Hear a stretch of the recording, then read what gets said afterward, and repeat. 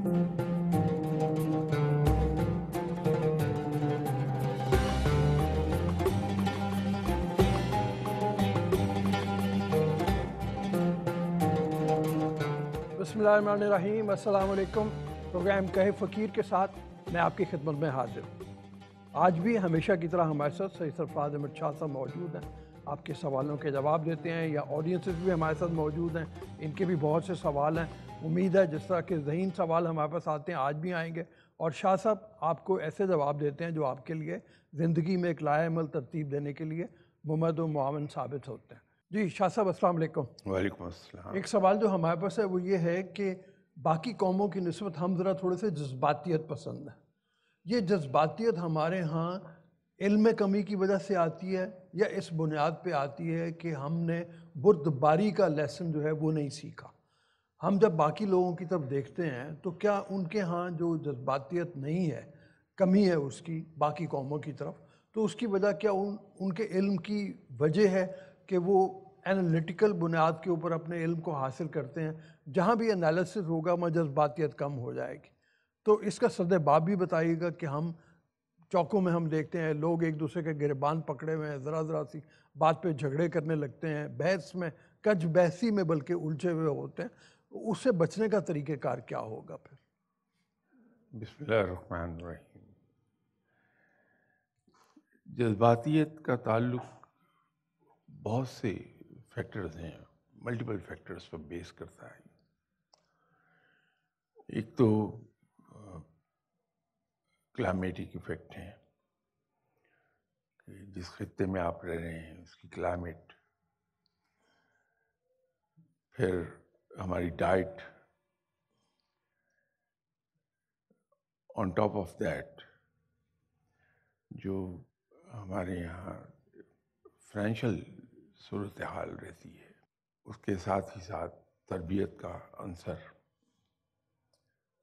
ज़्यादा मामलात ख़राब उस वक्त होना शुरू हुए हैं जब पेरेंट्स के पास वक्त नहीं रह गया बच्चों की तरबियत करने का।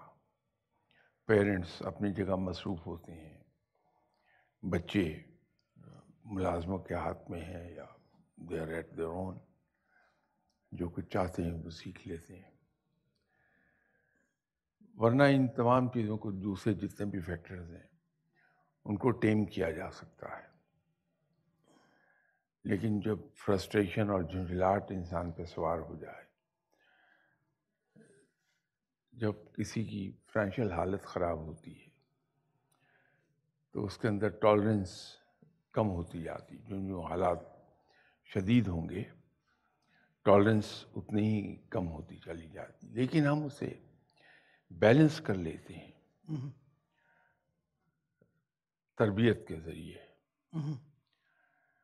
आप देखिए ये जो दरवेश लोग हैं उर्फ़ आम में फ़कीर कहलाते हैं और ये कराम कहलाते हैं, उनके यहाँ ना खाने के लिए पूरी रोटी होती है, पेट भर के खाना नहीं खा पाते, पहनने को मुकम्मल कपड़ा नहीं है, सर छुपाने के लिए मुकम्मल छत नहीं है,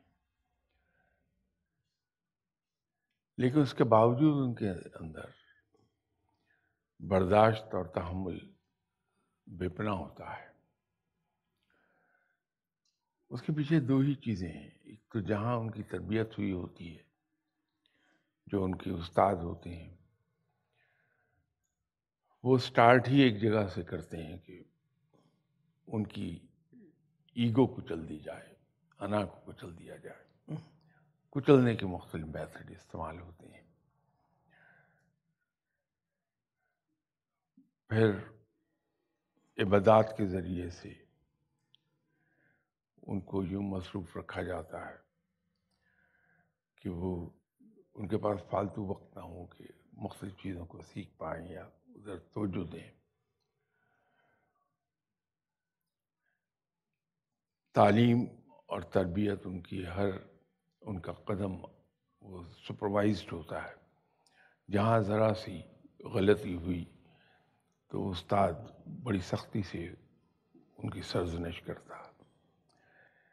तो हालात कैसी क्यों ना हो जाएं, ان لوگوں میں تحمل، بردباری یہ آپ کو بہت ملے گی، صبر بڑا ملے گا ان میں. لیکن یہ سہولت سب کے لیے نہیں ہو پاتی، نہ ہر کوئی اس ڈرل میں سے گزرتا ہے. جو تعلیم یافتہ معاشرے ہیں وہاں مسلسل اسٹڈی کا عمل جاری رہتا ہے، جو ہمارے یہاں بالکل نہیں ہے. دو آدمیوں کی گاڑی کا ایکسیڈنٹ ہو جائے، ایک دوسرے سے ٹکرا جائیں، کتنا بڑا دونوں کا نقصان ہو، وہ خاموشی سے دونوں اترتے ہیں اور بڑے تحمل کے ساتھ نرمی سے ایک دوسرے سے ایکسچینج کر لیں گے اپنی انشورنس ڈیٹیلز، اور اس کے بعد اپنا اپنا راستہ لے لیں گے. کوئی جھگڑا نہیں. ہمارے یہاں اگر ایسا کوئی ہلکا سا بھی واقعہ پیش آ جائے تو ہمارے یہاں دست و گریباں ہو جاتے ہیں ہم لوگ. وجہ ان کی یہ ہے کہ گاڑیاں ٹکرا گئی ہیں، اس سے کسی کا مالی نقصان نہیں ہوا ہے. اپنے اپنے انشورنس کمپنی کو رپورٹ کر دیں گے، ان کو کرٹسی کار مل جائے گی جب تک ان کی گاڑی ریپیئر ہوتی ہے یا ریپلیس ہوتی ہے. کسی کا کچھ نہیں بگڑا تو وجہ ریموو کر دی ہے. مجھے میرے اپنے پڑوسی سے اگر شکایت ہے کہ رات 10 بجے کے بعد ان کے گھر میں اونچی آواز میں ٹیلی ویژن پلے ہوتا ہے، تو بجائے اس کے کہ میں اپنے پڑوسی سے کہوں، میں ٹیلی فون اٹھا کے پولیس کو کہہ دوں گا، پولیس فوراً آ جائے گی اور وہ وجہ دور ہو جائے گی. جھگڑے کے امکانات کو کم سے کم کر دیا جائے. ہمارے یہاں وہ نہیں ہے. اگر میری گاڑی کہیں لگ گئی ہے تو براہ راست اس کی زد میری جیب پر آئے گی، وہ تکلیف دہ ہے. ہمارے یہاں 99.9 کیسز میں علم نہیں ہوتا، صرف معلومات ہمیں دی جا رہی ہوتی ہیں. یہ علم ہے جو آپ کے اندر تحمل اور بردباری پیدا کر دیتا ہے. آج ہمیں سب سے بڑی شکایت یہ ہے کہ ہمارے نوجوان تعلیم یافتہ پھرتے ہیں لیکن انہیں جاب نہیں ملتی. آپ کبھی ان لوگوں سے بات کیجئے جو ایمپلائمنٹ پرووائڈ کرتے ہیں، انڈسٹریلسٹ حضرات ہیں، کمرشل فیلڈ کے لوگ ہیں. آپ کو ایک کمپلینٹ وہاں بھی کامن ملے گی. جیسے جاب سیکرز میں ایک کمپلینٹ کامن ہے کہ جاب نہیں ملتی ہمیں. ان کو ایک شکایت ہوگی کہ ہمیں right man for the right job نہیں ملتا، اور جو لوگ آتے ہیں ان کی تعلیمی قابلیت معیار سے بہت نیچے ہوتی ہے. اشتہار پہ اشتہار دیتے رہتے ہیں لیکن آدمی نہیں ملتے. یہ فرسٹریشن کریٹ کرتی ہے، اور جہاں فرسٹریشن ہوگی وہاں لوگ شارٹ ٹیمپرڈ ہوتے چل جائیں گے، اور وہاں تحمل اور بردباری، برداشت آہستہ سے جواب دیتی جائے گی. بالکل ٹھیک ہے. شاہ صاحب یہ فرمائیے کہ تحمل جو بہت شخص دکھاتا ہے، ہمارے عام معاشرے میں اس کو کہا جاتا ہے یہ بڑا بزدل آدمی ہے، کہ یہ تو دیکھو جی ڈر گیا، اور وہ اس کو اور زیادہ اکساتا ہے. بہت سے واقعات ایسے ہیں. میں ایک صاحب کو جانتا ہوں جو ہم ان سے جیل میں ملے تھے، اور وہ بعد میں ریپینٹ کر رہے تھے. وہ کہہ لے کہ یہ ہوا کہ میں دوستوں کے ساتھ تھا اور ایک نوجوان جو ہے اس نے میری طرف دیکھا تو اس نے مجھے، سب نے کہا کہ تمہاری طرف گھور کے دیکھ رہا ہے، اور مجھے اتنا اکسایا کہ میں نے چھری اٹھا کے اس کو مار دیا کہ یہ کہیں مجھ پہ تانا نہ لگ جائے کہ میں بزدل آدمی ہوں. یہ اس سے نکلنا کیا مشکل کام ہے بہت زیادہ اس بزدلی کے اس میں سے؟ یہ معاملہ معیار کا ہے کہ ہمارے یہاں بہادری اور بزدلی کے معیار کیا ہیں. اگر کسی شخص نے مجھے گھور کے دیکھ بھی لیا ہے تو جواب میں اگر مسکرا دوں، سچویشن ڈیفیوز ہو جائے گی. اب میرے یہاں یا کوئی بھی صاحب ہوں، معیار کا ڈفرینٹ ہونا ضروری ہے. اگر کسی آدمی کا معیار یہ ہے کہ میری بہادری کا تقاضا یہ ہے، جیسے حدیث میں لکھا ہے کہ میں غصے کو پی جاؤں، تو میں اسی حکم پر عمل کروں گا. میرا دین مجھے کہتا ہے کہ تم برائی کے جواب میں نیکی کرو، اچھائی کر دو. اگر معیار کسی شخص نے اس کو بنا لیا ہے تو وہ اکسانے میں نہیں آئے گا. وہ کسی بھی شخص کی گالی کا جواب مسکرا کے دے دے گا. ہم یہاں بہت لوگ بیٹھے ہیں، منیمم 2 ڈزن. اس کو اس طرح دیکھیے کہ ابھی ایک صاحب یہاں داخل ہوں اور مجھے بے محابہ برا بھلا کہنا شروع کر دیں، ناپسندیدہ الفاظ استعمال کریں. اگر میں صرف مسکراتا رہوں اور وہ 5-10 منٹ مجھے برا بھلا کہہ کے چلے جائیں، آپ کس کو برا سمجھیں گے، مجھے یا ان صاحب کو؟ ایک بڑی سمپل بات ہے. بے عزتی کس کی ہوئی، ان صاحب کی یا میری؟ اگر ان لائنز پر ہم سوچ لیں تو پھر کسی کو اکسانے میں ہم نہیں آتے. ٹھیک ہے. اگر ہمارا معیار یہ ہو جائے کہ ہم اس میں لطف لینے لگیں کہ بدترین صورتحال میں بھی ہم دوسروں کو معاف کر دیں. بالکل ٹھیک ہے. آپ کبھی آزما کے دیکھیے کہ اگر کوئی شخص آپ کے ساتھ زیادتی کر رہا ہے، آپ اسے اوور پاور کر لیں. اوور پاور کرنے کے بعد بڑے اطمینان سے اسے کہیں کہ جائیے، مجھے کچھ نہیں کہنا آپ سے. اس آدمی کی شرمندگی کا عالم آپ اندازہ نہیں کر سکتے کیا ہوگا. تو یہ معیار کو تبدیل کرنا بڑا. آپ اجازت دیں بچوں سے کوئی سوال لے لیتے ہیں. جی میرا سوال ہے، آج کل بے صبری کا پہلو بہت زیادہ ہوتا جا رہا ہے، تو اس کا علاج کیا ہے؟ دیکھیے، بے صبری کا ایک میجر فیکٹر ہمارے یہاں تو یہ ہے کہ ہم نے قوم سے تفریح کے مواقع چھین لیے. جب ہم کسی کو انرجی اسپینڈ کرنے کا موقع نہیں فراہم کرتے، وہ فرسٹریشن میں بدل جاتی ہے. اگر ہماری نوجوان نسل کے پاس تفریح کے مواقع ہوں، اس وقت ہماری پاس ٹائم ہابی غیبت کرنا ہے، اس لیے کہ ہمارے پاس اور کوئی تفریح کا ذریعہ نہیں رہ گیا. کچھ کرنے کوئی نہیں ہے. ہم نے اس بدترین عادت کو تفریح بنا لیا.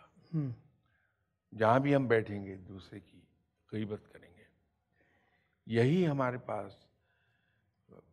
جیسے ایک زمانے میں تھا میری اسٹوڈنٹ لائف میں، ہر بلاک کے یہ محلہ کے یہ جو بھی اسے کہنا چاہیں آپ، اس میں ایک لوکل پارک اپنا ہوتا تھا.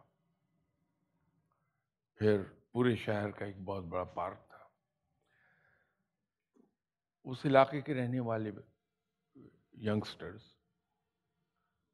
شام کو اس گراؤنڈ میں، اور وہ اتنا بڑا ہوتا تھا کہ آپ بیک وقت کئی گیمز وہاں کھیل سکتے ہیں، فٹ بال، ہاکی، کرکٹ، والی بال، جو چاہے آپ کھیل لیجیے. اتنا بڑا گراؤنڈ ہے. تو ہمارا وقت اس صحت مند ایکٹیویٹی میں گزرتا تھا. پھر ہمارے اوپر مہنگائی کا جبر اتنا بڑھ گیا ہے کہ ہم یہ افورڈ نہیں کر سکتے کہ ذرا سی تھوڑی ایکسپینسو ہابیز اپنے بچوں کو دے دیں. نتیجہ یہ ہے کہ ان کی انرجیز خرچ نہیں ہو پاتی اور وہ فرسٹریشن کا باعث بنتی ہیں. اس انرجی کو باہر تو آنا ہے تو وہ پھر کسی بھی فارم میں آئے گی. ضروری یہ ہے کہ ہم پہلے کی طرح نوجوان نسل کو تفریح کے مواقع فراہم کر دیں، اور پہلے ہر محلے یا بلاک میں ریڈنگ رومز ہوتے تھے، لوکل سطح کی لائبریریز تھیں، ایک بڑی شہر کی بڑے پیمانے پر ایک لائبریری وہ ہر جگہ تھی. تو آپ جاتے ہیں، جا کے کتاب لے کے ریڈنگ روم میں بیٹھ کے پڑھتے ہیں. نیوز پیپر وہاں آپ کی میونسپل کمیٹی، اس زمانے میں تو میونسپل کمیٹیز ہی تھیں، وہ فنڈ کرتی تھی اور ہر ریڈنگ روم میں فری نیوز پیپر پرووائڈ کیے جاتے تھے. وہ انسان کی گرومنگ کا باعث بھی بنتی ہے، انسان کی مینٹل ڈیولپمنٹ کا باعث بھی بنتی ہے، اور تفریح کا ذریعہ بھی ہے. اب یہ جو کھیل ہیں، بلا وجہ اس پہ اتنا زیادہ زور نہیں دیا جاتا. کھیل انسان کی پرسنالٹی بلڈنگ کے لیے انتہائی ضروری چیز ہے. آپ میں دو خوبیاں بڑے پیمانے پر پیدا ہوتی ہیں. ایک ٹیم سپرٹ ہے، انسان ٹیم ورک سیکھتا ہے. دوسرا اسپورٹس مین اسپرٹ ہے. یہ جب تک کہ ہم ایسے مواقع نہیں دیں گے، ینگسٹرز کو کھیلوں کی طرف نہیں لگائیں گے، اس وقت تک یہ فرسٹریشن بڑھے گی اور یہ ایسی ہی شکایات سننے میں ملیں گی. ایک حل یہ کر لیا جائے کہ چلیے ہم کوئی نووسز کی بات نہیں کرتے ہیں، یہ تو آج سے 50 سال پہلے کی چیزیں اویلیبل تھیں سب، وہی چیزیں ہم ایک بار پھر اویلیبل کر دیں ینگسٹرز کو، بہت سے مسائل حل ہو جائیں گے ہمارے. وہ میں جیسے آپ نے کہا ایسے 50 برس پہلے تو میں دیکھتا تھا کہ جہاں اپر کلاس کے لیے اسپورٹس کے مواقع تھے، وہاں مڈل کلاس اور لوور کلاس کے لیے بھی تھے. یعنی دیہاتوں میں کبڈی کا مقابلہ ہو رہا ہے، لڑکیاں ہیں ان کے لیے بھی مواقع تھے، وہ کوکلا چھپاکی یا اس طرح سے وہ لکن میٹی جس کو بولتے ہیں، اس طرح کی گیمز وغیرہ ہوتی تھی. اب ہم نے اکثر آبادی کو اندر محدود کر دیا، اندر بند کر دیا. تو میرے خیال میں اور مواقع اگر اپر کلاس کے لیے ہیں تو پھر مڈل کلاس یا لوور کلاس کے لیے بالکل بھی نہیں ہے، اور میرے خیال میں شاید فرسٹریشن ہے بھی وہیں پہ زیادہ. جی. میرا آپ سے یہ کوسچن ہے کہ کچھ صاحبان ہمارے معاشرے میں ہم بھی دیکھتے ہیں، شاہ صاحب شاید آپ بھی دیکھتے ہو کہ جو عام لوگوں کی محفل میں جاتے وہ تھوڑے سی بھی غلطی ہو جاتی ہے وہ غصہ کر لیتے ہیں. جب بڑے لوگوں کی محفل میں بیٹھتے چاہے جتنی بھی بڑی غلطی ہو وہی صاحب وہاں پہ غصہ نہیں کرتا. تو شاہ صاحب اس کی بڑی وجہ کیا ہے؟ بات واپس تربیت پر چلی جائے گی. جی. ہمارے جو پٹھان کلچر ہے اور قبائلی کلچر ہے، اس میں یہ چیز بڑی نمایاں ہے کہ بزرگ کا احترام بے پناہ ہے. وہاں بعض کا بزرگ ڈانٹ ڈپٹ کرنے میں اوور بورڈ بھی چلے جاتے ہیں، لیکن پھر بھی آنکھ نہیں اٹھاتا ان کے سامنے کوئی. یہ وہاں کے کلچر کا خاصہ ہے. ہمارے یہاں میں ایک بار ان دنوں گورنمنٹ جاب پر تھا، تو پشاور میں غالباً سیکرٹری ورکس تھے یا تھے کوئی سیکرٹری، وہاں ہم بیٹھے ہوئے تھے تو بات ہو رہی تھی جمہوریت پر. ان کے گھر پر تھے، لان میں ہم بیٹھے تھے. ان کا ملازم چائے لے کر آیا، جو یقینی بات ہے کہ قبائلی تھا. تو ان سیکرٹری صاحب نے بڑی خوبصورت بات کہی جدھر کبھی ہمارا دھیان نہیں گیا تھا. انہوں نے کہا کہ دیکھیے ہمارے معاشرے میں، قبائلی معاشرے میں جمہوریت آپ سب سے زیادہ ہے. اچھا. تو وہ ٹی بوائے کی طرف اشارہ کر کے کہنے لگے کہ یہ یہاں ٹی بوائے ہے اور کتنا فرما بردار ہے. ہم چھٹی پر جائیں گے تو وہاں اگر جرگہ ہوگا یا لوگ بیٹھے ہوں گے، اس میں ان صاحب کو بھی اپنی رائے کے اظہار کا حق اتنا ہی ہوگا جتنا مجھے ہے، اور یہ بے دھڑک اپنی رائے کا اظہار کر دے گا، میری ذات پر تنقید کر دے گا، لیکن وہ بات دل پر نہیں ہم لیں گے، اس لیے کہ وہ اس کا حق ہے۔ تو ہمارے یہاں الحمدللہ ایسے علاقے ہیں، گرچہ ہمیں وہاں کے کلچر سے بہت زیادہ واقفیت نہیں ہوتی کبھی، لیکن بڑی بڑی اچھی خوبیاں ہیں، جیسے میں نے ابھی عرض کیا اس سوال کے جواب میں کہ جو NWFP کا ہمارا کلچر ہے، KPK کا اور قبائلی علاقوں کا، اس میں یہ چیز بہت ہے۔ ایون سڑک کے کنارے یہ چیز آپ کو نظر آئے گی کہ اگر ایک بزرگ ہیں، ایلڈرلی مین، سینئر سٹیزن ہے،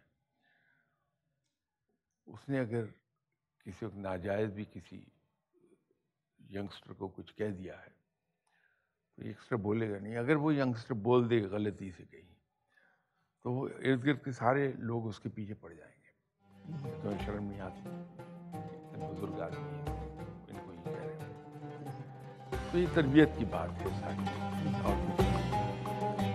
یہ پہلے پرانے زمانے میں گھر ہوتے ایک جیسے گول کمرہ جہاں سارا خاندان بیٹھتا ہے، آپس میں شیئر کرتا ہے، یا جرگہ جیسے آپ نے بات کی، وہاں پہ قبائلی بڑے بھی بیٹھ رہے ہیں، چھوٹے بھی بیٹھ رہے ہیں، نوجوان بھی بیٹھ رہے ہیں، تربیت کا مسلسل ایک عمل جاری ہے۔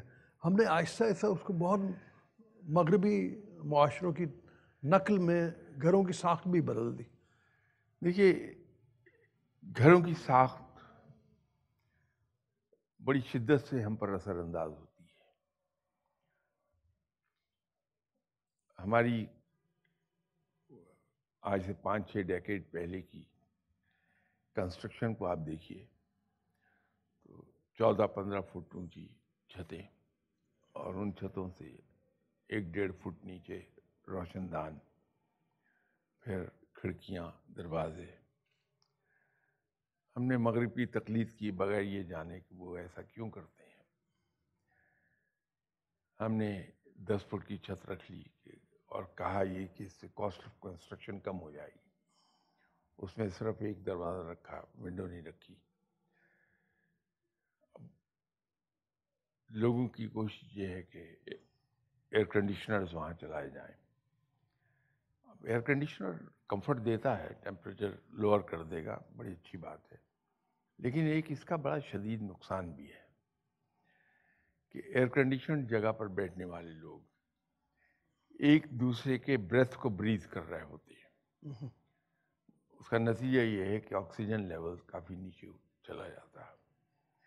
بیماریاں تو جو جنم لیتی ہی ہیں، لیکن اس کا ایک بڑا نقصان یہ ہے کہ ہمارے مائنڈ، برین کو چونکہ آکسیجن نہیں پوری ملتی،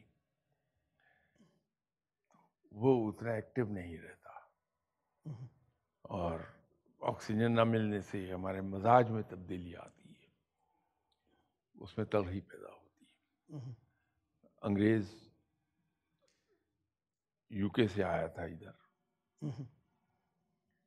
لیکن اس نے آ کے کنسٹرکشن کے سٹائل کو نہیں بدلا ہمارے، بلکہ انگریز کے زمانے کے بنے ہوئے ریسٹ ہاؤس اور دوسری بلڈنگز آپ دیکھیے، بہت اونچی چھتیں، روشن دان، کھڑکیاں، دروازے، اور ان سب دروازوں پر فلائی پروفنگ ہوئی ہے۔ اسے موسم کے مطابق چیزیں بنائی۔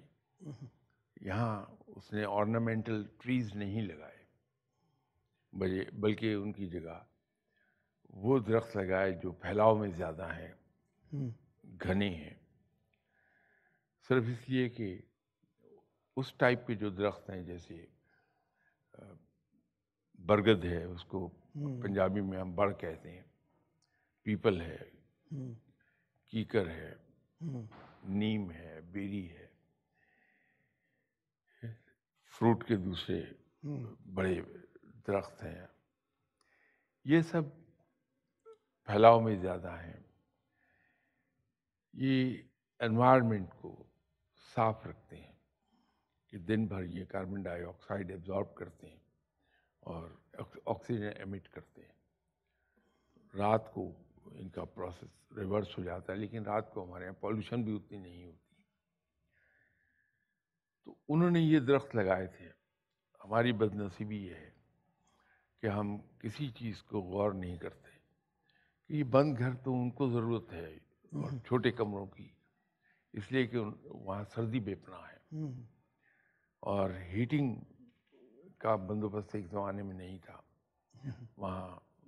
وہ میں نے وہ زمانہ ان کا دیکھا ہے کہ ایک کمرے میں ہارڈ کوک کا سٹوو ہوتا تھا جس کا ایک ایگزاسٹ بڑا کر کے باہر نکالا ہوتا تھا تو اس سے دھواں نکلتا تھا. اس ایک کمرے کی ہیٹنگ سے دوسرے کمروں میں بھی ہیٹنگ ان کا پہنچانا ان کا مقصد ہوتا تھا. چائے اس کی ونڈو کھول کے اسی کے اندر کیتلی وہ رکھ دیتے تھے، چائے بن جاتی تھی. وہ ان کی مجبوری تھی، ان کے موسم کا جبر تھا کہ وہ اس طرح رہنے پر مجبور تھے. ہم ایسے نہیں رہتے تھے، ہم نے اندھی تقلید کر لی بغیر یہ جانے کہ اس کی ریزن کیا ہے. تو ہم نے اپنے یہاں جو کنسٹرکشن کا سٹائل تھا، ڈیزائن تھا، وہ چینج کر دیا. وہ ہمارے ویدر کو سوٹ نہیں کرتا. پر فورس ہمیں پھر ایئر کنڈیشننگ کرنا پڑتی ہے اور جب ایئر کنڈیشننگ کرتے ہیں تو وہ ذہن اور ہیلتھ دونوں پر اس کے مضر اثرات آتے ہیں. ہمارے مزاج پر برے اثرات آتے ہیں. آپ کبھی نوٹ کیجئے کہ جب کبھی آپ نے موٹر سائیکل ڈرائیو کیا ہوگا جی تو ایک کمال کی چیز نوٹس کیجئے، اس کی شاید ریزن نہیں کسی نے نوٹ کی ہوگی. جب ہم بائک چلاتے ہیں تو ہمارا دل یہ چاہتا ہے کہ ہم تیز چلائیں تیز چلائیں. اس کی وجہ کیا ہے؟ جب ہم بائک چلاتے ہیں تو سامنے سے ہوا ہمیں ٹکراتی، زیادہ مقدار میں ہم انہیل کرتے ہیں، آکسیجن زیادہ جاتی. تو وہ جو کتابی زبان میں بات کروں تو اس سے ہماری طبیعت میں جولانی پیدا ہوتی ہے اور ہم اور دوڑانے کے قصے میں رہتے ہیں. جب آکسیجن انسان کو زیادہ ملتی ہے تو وہ حشاش بشاش ہوتا ہے. بہت سی چیزوں کو ویسے ہی انسٹرائڈ وہ اوور کم کر جاتا ہے. ہاں جی، کس کے پاس ہے مائک؟ آپ کے پاس ہے. سر میں آپ کی بات سے ایگری کرتی ہوں. جیسے آپ نے کہا ہے کہ تربیت کا بہت فیکٹر ہوتا ہے، لیکن آج کل کے جو ایجوکیشنل انسٹیٹیوٹس ہیں جو کہ پروموٹ کر رہے ہیں کمپٹیشن کو، بہت زیادہ کمپٹیشن پروموٹ کیا جا رہا ہے اور فیلئر کی ایکسیپٹنس نہیں سکھائی جا رہی ہمیں کہ اگر کمپٹیشن کو آپ پروموٹ کر رہے ہیں تو فیلئر کو کیسے ایکسیپٹ کرنا ہے یہ بھی سکھایا جائے. جس سے مجھے لگتا ہے کہ یہ بہت بڑا ریزن ہے کہ ہم لوگ فیلئر ایکسیپٹ نہیں کر پاتے، جس کی وجہ سے ہم لوگ ڈپریشن کی طرف جانا شروع ہو جاتے ہیں اور اگریشن کے کافی ایشوز آنا شروع ہو جاتے ہیں. میرے خیال میں ہمارے ایجوکیشنل انسٹیٹیوشنز مسابقت کو پروموٹ نہیں کرتے ہیں، کمپٹیشن کو پروموٹ نہیں کرتے ہیں، بلکہ یہ حالات ہیں جو ہمارے اندر ایک نیگیٹو ٹائپ آف کمپٹیشن پیدا کر رہے ہیں. اور وہ یہ ہے کہ میرے مارکس دوسرے سے زیادہ آ جائے. کون علم کے کس مقام پر جا رہا ہے، کتنا سیکھ رہا ہے، اس کا اظہار اگر ہو